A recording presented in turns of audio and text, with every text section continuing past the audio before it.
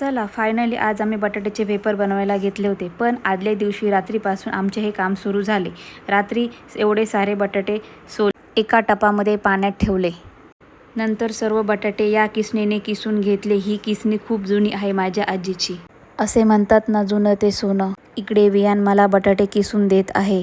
मी हे किसलेले बटाटे एका पाण्यात धुवून दुसऱ्या पाण्यात स्वच्छ धुवून टाकले, जेणेकरून त्यामध्ये असलेले स्टार्च निघून जाईल। हे सर्व बटाट्याचे स्लाइस तुरटीच्या पाण्यात ठेवण्यासाठी पाण्यात तुरटीचे खडे टाकले आणि सर्व बटाट्याचे स्लाइस पाण्यात ठेवले, जेणेकरून ते हलके फुलके आणि पांढरे शुभ्र होतील। त्यानंतर ते रात्रभर झाकून ठेवले। सकाळी फ्रेश होऊन वेफर शिजवण्यासाठी मोठ्या पातेल्यात पाणी तापवण्यासाठी ठेवले। पाण्याला चांगल्या प्रकारे उकळी आली की नाही हे चेक करून त्यामध्ये चवीनुसार मीठ टाकून घेतले।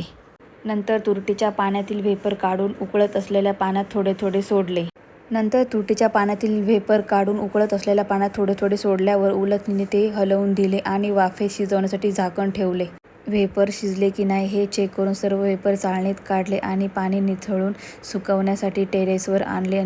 तिथे साडीवर पसरून एक एक वेफर टाकायला सुरुवात केली। हे सर्वात बोरिंग काम आहे, करावं तर लागणारच ना। तर फायनली बटाट्याचे वेफर बनवून घेतले।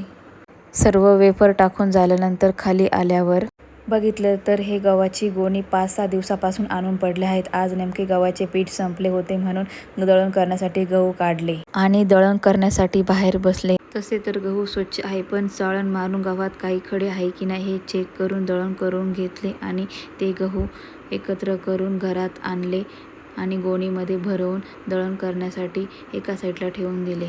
हे आल्यावर ते घेऊन जाणार होते। घरातील सर्व कामे करून मी टेरेसवर गेले तर वेफर चांगली सुकली होती।